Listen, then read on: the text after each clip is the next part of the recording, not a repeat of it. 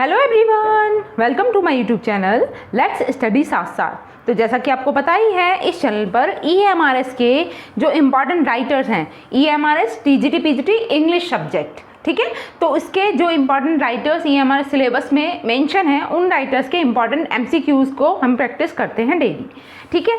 अभी जो important writer चल रहे हैं उनका नाम है वॉल्ट विटमैन। इनके मैं 4 वीडियोस पहले ही कवर अप करा चुकी हूँ। हर एक वीडियो में आपको 30 क्वेश्चंस सॉल्व करने के लिए दिए जाते हैं। उसमें आपको प्रैक्टिस करनी होती है कि आप कितना कर पा रहे हैं, कितना स्कोर कर पा रहे हैं, ठीक है।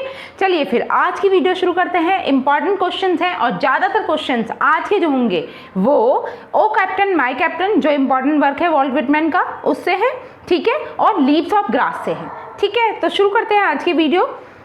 चलिए, first question is the representative poet of America is. तो यहाँ पे बताना है कि कौन से वो पोएट हैं जिन्हें रिप्रेजेंटेटिव पोएट कहा जाता है अमेरिका का, ठीक है, मतलब अमेरिका को रिप्रेजेंट करने वाले पोएट। ऑप्शंस हैं Robert Frost, Dickinson, Walt Whitman या फिर हेमिंगवे। तो बहुत ही सिंपल क्वेश्चन हो जाएगा आपके लिए, क्योंकि यहाँ पर हम एक पर्टिकुलर केवल एक ही पोएट के बारे में बात कर रहे हैं, ठीक है। अगर यहाँ पर मिक्स टाइप के क्वेश्चन होते तो हो सकता है इसमें आपको कंफ्यूजन होता, लेकिन हाँ, आप मेंशन करके रख सकते हो representative poet of America, who is known as the representative poet of America. तो राइट आंसर हो जाएगा Walt Whitman. Option number C is the correct answer. Now moving to the next question. Second is, I am the poet of the body and I am the poet of the soul. Who said? ये statement किसकी है, किसने कही ये statement? I am the poet of body and I am the poet of soul. Options are Frost, Dickinson, Emerson या फिर vault Whitman. सोचिए, answer कीजिए, ये स्टेटमेंट किसकी होगी? I am the poet of body and I am the poet of soul. Yes, यहाँ पर भी जो करेक्ट आंसर होगा वो क्या है? Walt Whitman. Option number D is the correct answer. Moving to the next question. Third is what was the age of Whitman when Leaves appeared first. यहाँ पे जो लीव्स, ये जो लीव्स वर्ड आया है वो किस चीज़ के लिए आया है? जो इनका वर्क है लीव्स ऑफ ग्रास, ठीक है, तो उसके लिए। तो ये यहाँ पे पूछा जा रहा है कि विटमैन की उस समय एज कितनी थी जब पहली बार लीव्स ऑफ ग्रास जो वर्क है वो अपीयर होता है या पब्लिश होता है। ऑप्शंस आपके सामने हैं, बताइए क्या हो सकता है इसका राइट आंसर? 30, 35, 36 या 39? What should be the correct answer? सोचिए, आंसर कीजिए।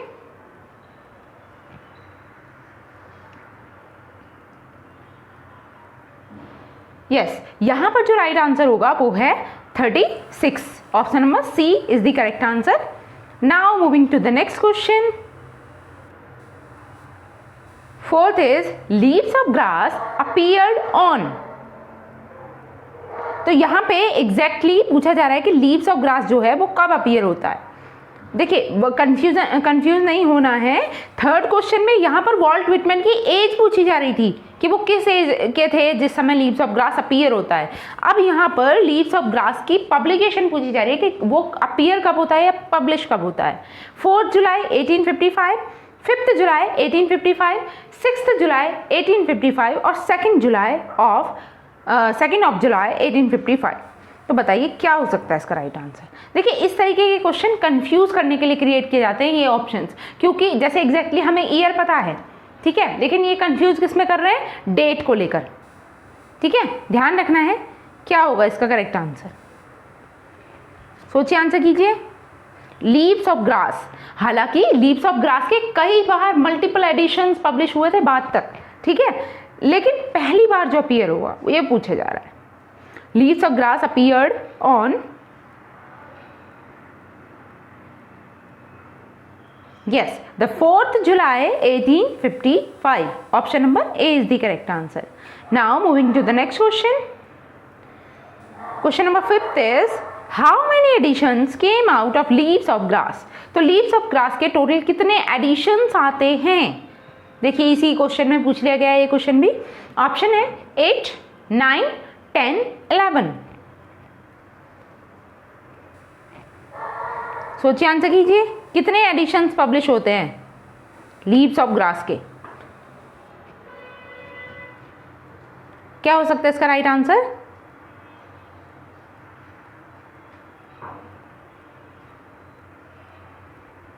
Yes, total 9 editions. Option number B is the correct answer. देख, क्वेश्चन नंबर 6 इज, देखिए, it is some dream that on the deck you have fallen cold and dead. These lines are from, ये lines Walt Whitman के कौन से work से ली गई हैं? It is some dream that on the deck you have fallen cold and dead. Options are when lilac last in the dooryard bloom, crossing the Brooklyn ferry, a passage to India, या फिर ओ captain my captain. क्या होगा इसका right answer?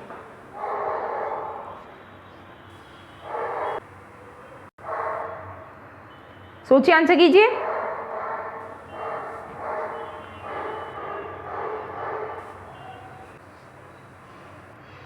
सोचिए, answer कीजिए। When lilacs last in the dooryard bloomed, crossing the Brooklyn ferry, a passage to India, O captain my captain. कौन से work से ये लाइन ली गई है वॉल्ट विटमैन के? तो यहां पर जो राइट आंसर होगा वो क्या होगा? Yes, O captain my captain. ठीक है, option number D is the correct answer. Now moving to the next question.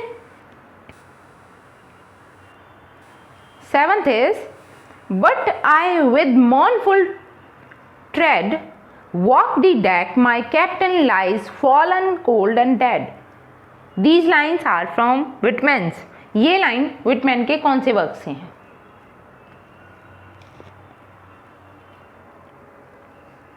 Options are O captain my captain, When lilacs last the dooryard bloomed, crossing Brooklyn ferry, या फिर A Passage to India।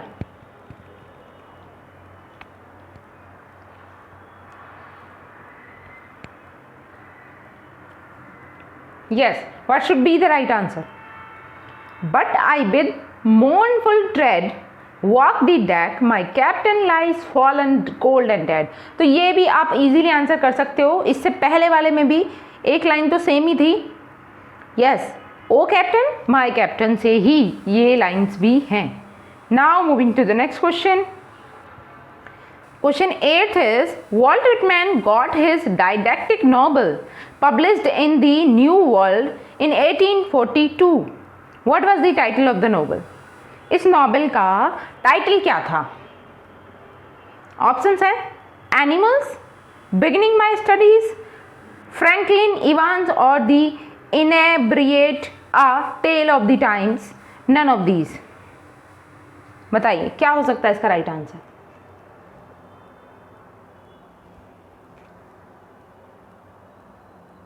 इनका पहला डाइडेक्टिक novel था जो publish होता है इन the new world में 1842 में।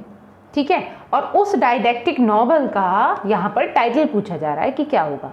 एनिमल्स है, बिगिनिंग माय स्टडीज है, या फिर फ्रैंकलिन इवांस और the inebriate, a tale of the times है। बताइए क्या हो सकता है इसका राइट आंसर?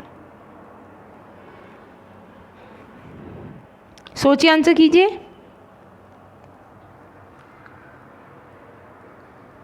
यस, यहां पर जो राइट आंसर है वो है फ्रैंकलिन इवांस और the inebriate, a tale of times. Moving to the next question. Question 9 is, who has been editor of Brooklyn Eagle? Brooklyn Eagle का एडिटर कौन था? ऑप्शन है फ्रॉस्ट यानी Robert Frost, Eliot, Ezra Pound, Walt Whitman. सोचिए, answer कीजिए।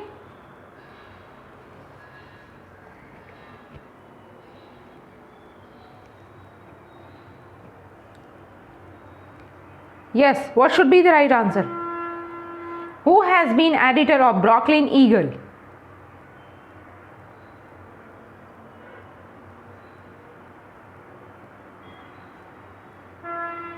यहाँ पर जो राइट आंसर होगा वो है वॉल्ट विटमैन, ठीक है। Option number D is the correct answer.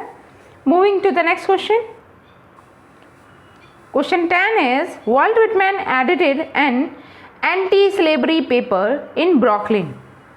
The paper was, paper कौन सा था? ऑप्शन है the freeman, the bondman, the slaveman, daily news. सोचिए, आंसर कीजिए। एंटी स्लेवरी पेपर एडिट किया करते थे वॉल्ट विटमैन, ठीक है, ब्रॉकलिन में। तो यहाँ पे पूछा जा रहा है कि उस पेपर का नाम क्या था, फ्रीमैन, बॉन्डमैन, स्लेवमैन या फिर डेली न्यूज। क्या हो सकता है इसका राइट आंसर? यस, यहाँ पर जो करेक्ट आंसर होगा वो क्या होगा?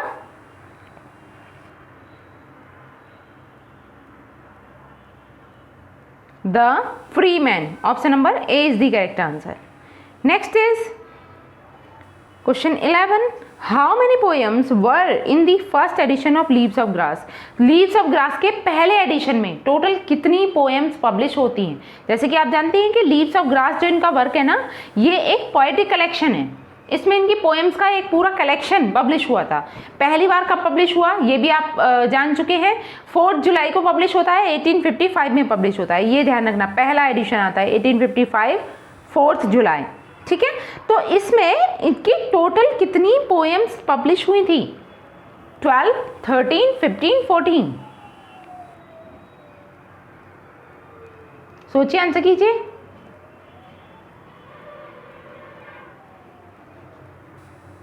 क्या हो सकता है इसका राइट आंसर?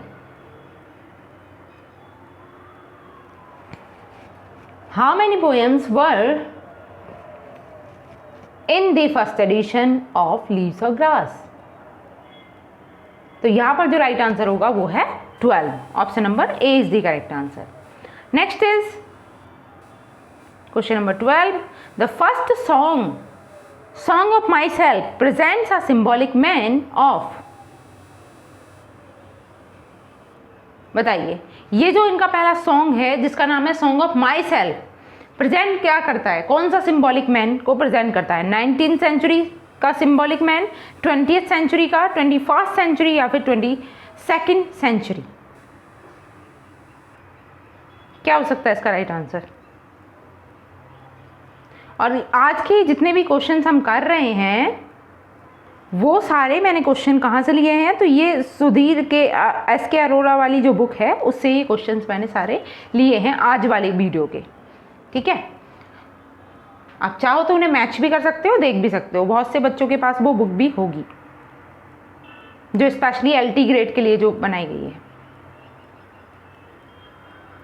यस, यहाँ पे जो राइट आंसर होगा वो क्या है? 90th century. Okay, option number A is the correct answer. Now moving to the next question. 13. I am not blind to work of the wonderful gift of leaves of grass. I find it the most extraordinary piece of wit and wisdom that America has yet contributed. Whose comment is this? ये comment किसका है? Thoreau, Emerson, Dickinson, Frost?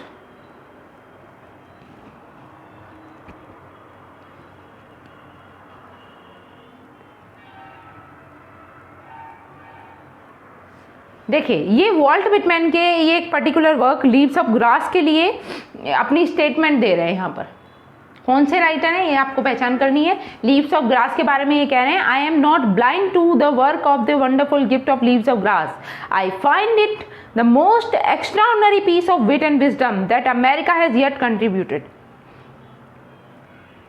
तो किसने ये statement दी है? Thoreau, Emerson, Dickinson, Frost? क्या होगा इसका राइट आंसर?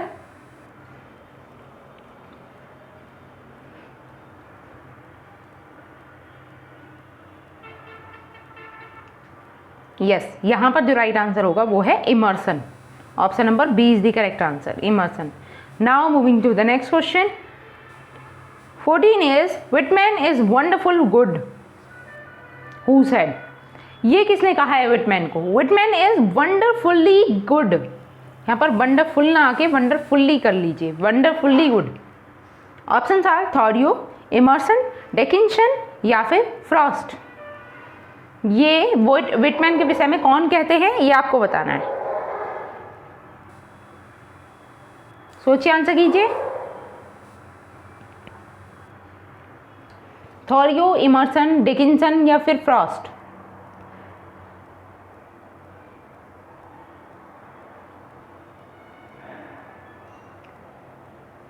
यस, यहां पर जो राइट आंसर होगा वो है थॉरियो।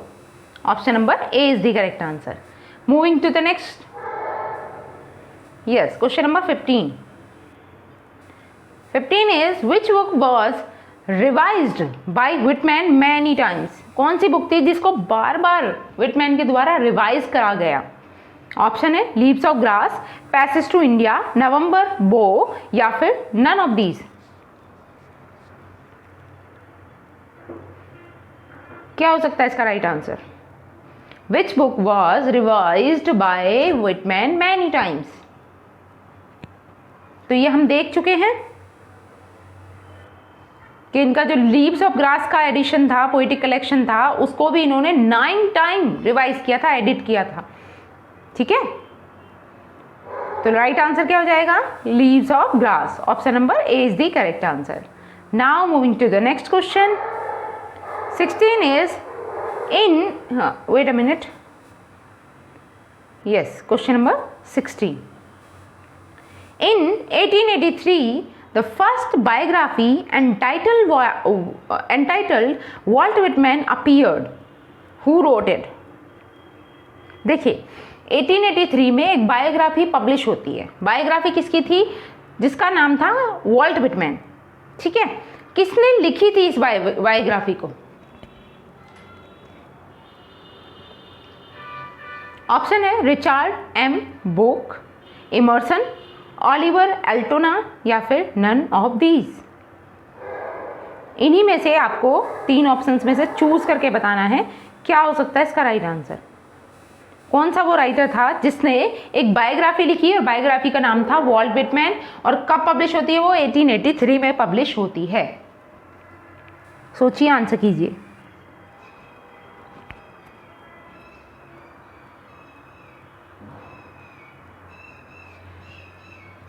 क्या होगा इसका करेक्ट आंसर। यस, यहां पर जो राइट आंसर है वो है Richard M Bucke. Option number A is the correct answer. Now moving to the next question. 17 is the ship is anchored safe and sound, it's dash closed and done. तो यहां पर ये जो blank given है, इस blank को fill करना है। एग्जैक्टली कौन सा वर्ड यहाँ पर यूज होगा।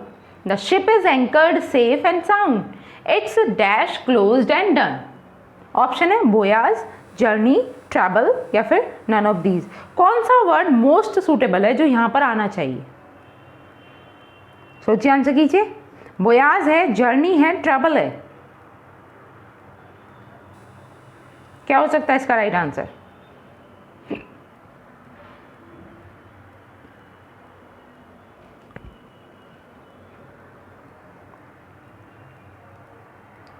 यस, यहां पर जो राइट आंसर होगा वो है बोयाज। Option number A is the correct answer. Okay, देखिए question number 18 is leaves of grass is a book on. तो ये जो एक बुक है लीव्स ऑफ ग्रास, ये किस पर लिखी गई है। Aristocracy, slavery, democracy, freedom. सोचिए, आंसर कीजिए।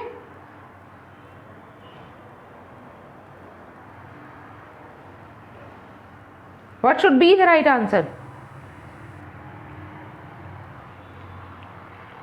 एरिस्टोक्रेसी पर है, स्लेवरी पर है, डेमोक्रेसी या फिर फ्रीडम। जो बुक है वो किस पर बेस्ड है।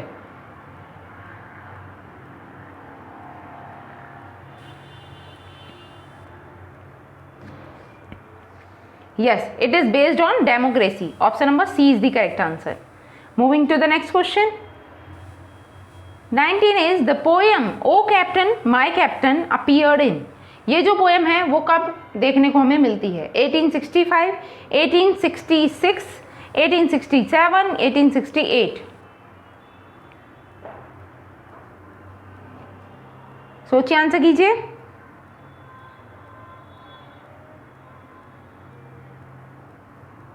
यस, ये जो पोएम है वो कब देखने को मिलती है? ओ कैप्टन माय कैप्टन, 1865, 66, 67 या फिर 68?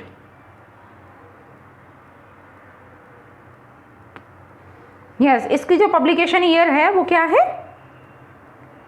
1865। Option number A is the correct answer.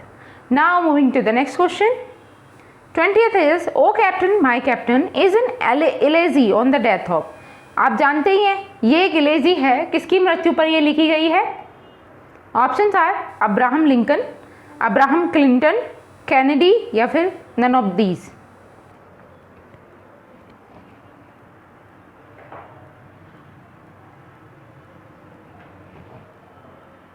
Yes, what should be the right answer? और जैसे कि आपने इसका पब्लिकेशन ईयर देखा तो इसकी डेट भी आप जान लीजिए। 1865 में तो ये पब्लिश होती है और डेट क्या थी? 4 नवंबर। पहली बार जो पब्लिश हुई है 4 नवंबर को द सैटरडे प्रेस में पब्लिश होती है। Then it appeared in sequel to drum taps. It was later included in leaves of grass, और बाद में इसे भी लीव्स ऑफ ग्रास में ही इंक्लूड कर दिया गया था। तो ये इलेजी किसकी डेथ पर है?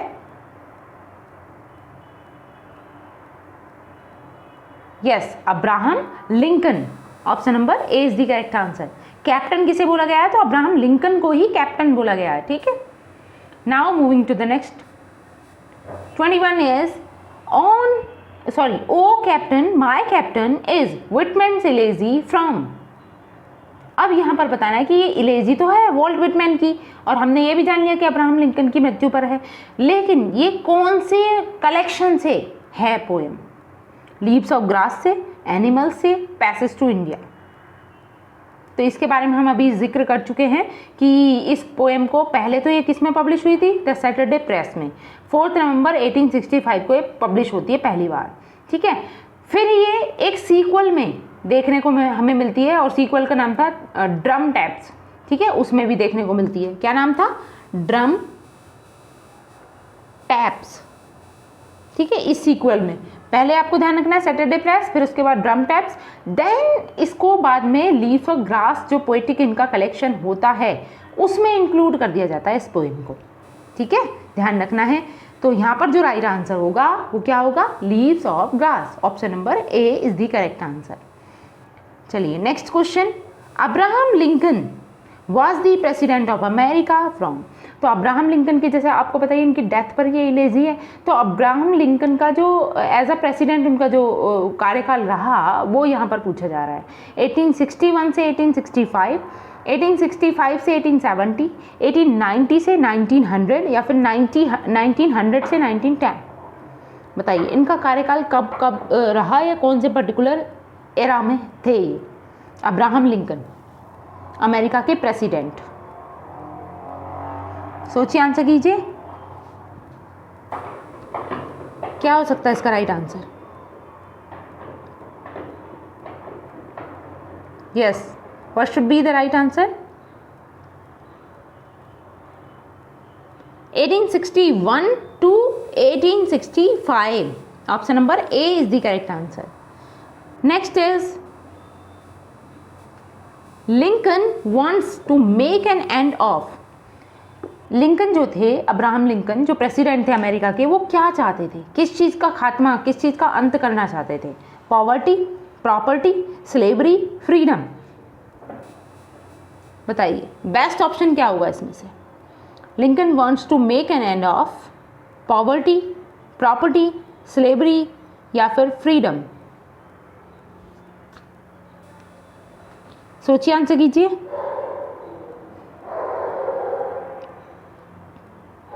Yes, what should be the right answer?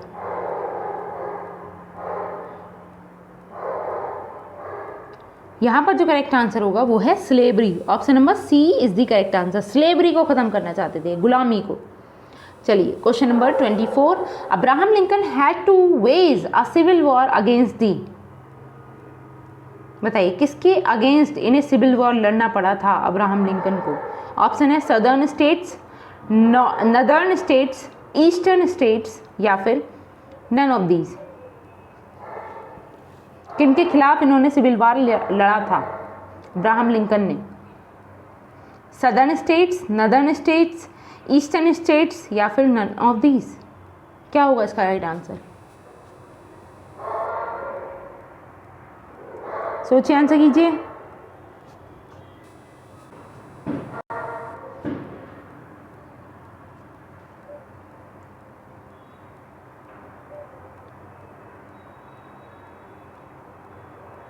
Civil वार जो लड़ा गया था किसके अगेंस्ट लड़ा गया था? सदर्न स्टेट्स के। ठीक है, ध्यान रखना है। Option number A is the correct answer. Next is 25th, Lincoln was assassinated bye. Lincoln की जो हत्या थी वो किसके द्वारा की गई थी? John Wilkes Booth, Nathuram Godse, John drink water या फिर नन ऑफ दीज। तो यहाँ पे एक ऑप्शन तो नन ऑफ दीज है, इसे भी अगर हम कट कर दें, और नाथूराम गॉडसे, ये टोटली डिफरेंट है, इन्हें भी अलग कर सकते हैं। बाकी दो ऑप्शंस में से आपको चूज करके सोच के बताना है क्या हो सकता है इसका right answer. Lincoln was assassinated bye, Lincoln की जो हत्या थी वो किसके द्वारा की गई थी?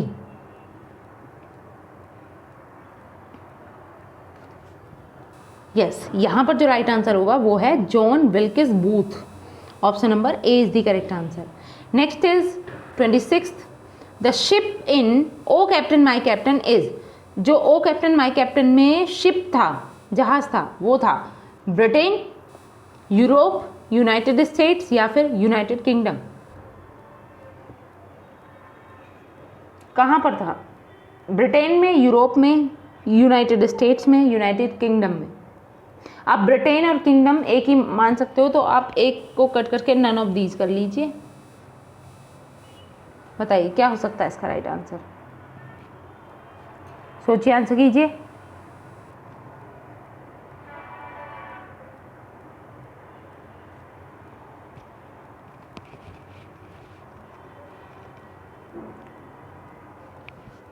यस, यहाँ पर जो राइट आंसर होगा वो क्या होगा? The United States. ठीक है, option number C is the correct answer. Next is 27, O captain, wait a minute, yes, the captain in O captain my captain is. Captain कौन था ओ कैप्टन माई कैप्टन में? तो ये तो हम पहले ही चर्चा कर चुके हैं। क्या होगा इसका right answer? Kennedy, Clinton, Abraham Lincoln या फिर नन ऑफ दीज।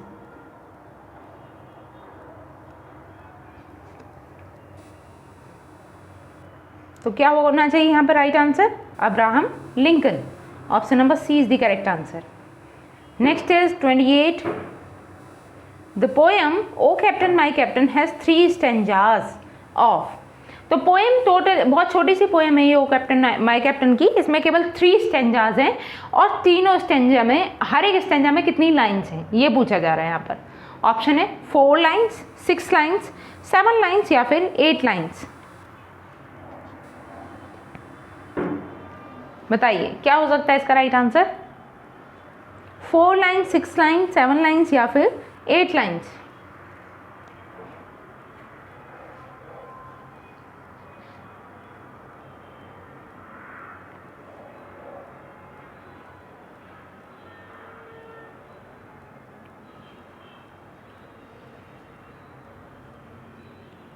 यस, यहां पर जो राइट आंसर होगा वो क्या होगा?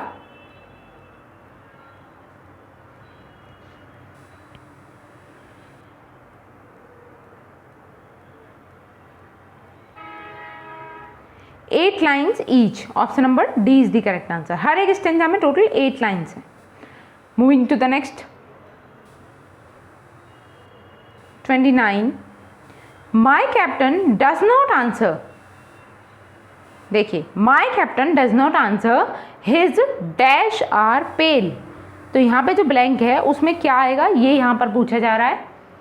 Lips, ribs, face, mouth.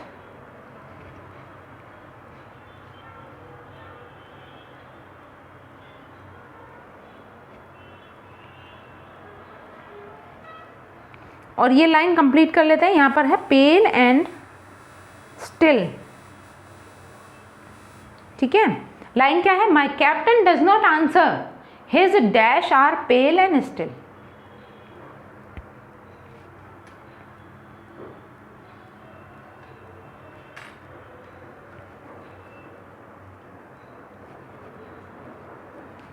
क्या होगा यहाँ पर राइट आंसर?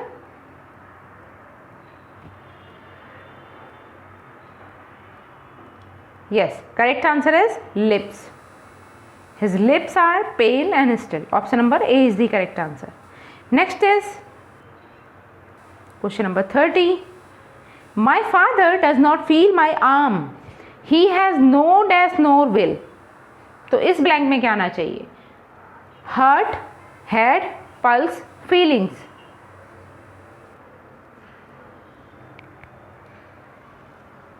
सोचिए, आंसर कीजिए। यहां पर क्या आना चाहिए? लाइन ये भी ओ कैप्टन माई कैप्टन सही है। My father does not feel my arm, he has no dash nor will.